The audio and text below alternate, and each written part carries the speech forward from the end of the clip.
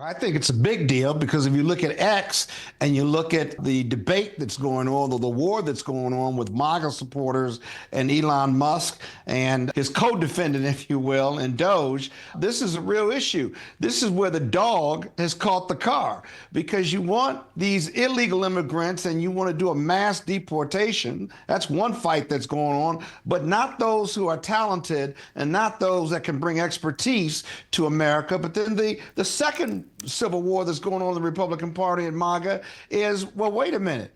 Then Elon Musk goes on to attack the intelligence or the development of American technology or intelligence compared to those who get H-1B visas, and going so far as to call them not deplorables, but close to it, if you will. And if that's not a riff in the tech billionaires who are new friends of Donald Trump, who are influencing him, and the MAGA supporters who are working class white Americans, the majority of them, I'd say you have a big rift. That's something to report on, but that's a civil war going in the Republican Party itself. We'll see what happens, but you knew this was going to happen. You knew this was going to happen. I don't have to try. I'm just repeating what I've been reading and what's going on with the Republican Party. He can't spend $86 billion on day one. That's the first thing. And by the way, the Democrats support military support for keeping our borders safe, for sure. But more importantly, can they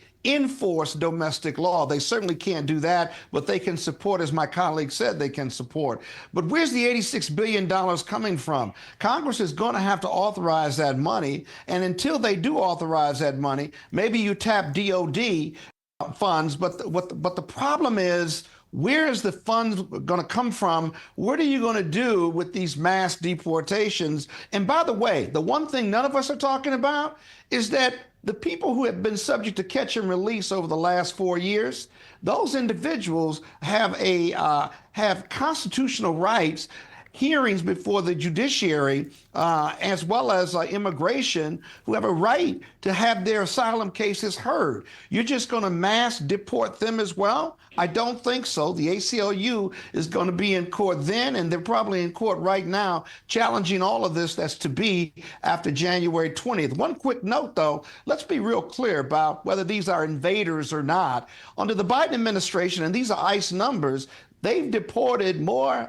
illegal immigrants than under the Trump administration from 2016 to 2020. That's going to be a powerful fact when the ACLU starts filing claims or cases against the Trump administration who are trying to implement this mass deportation. Scott, thank you.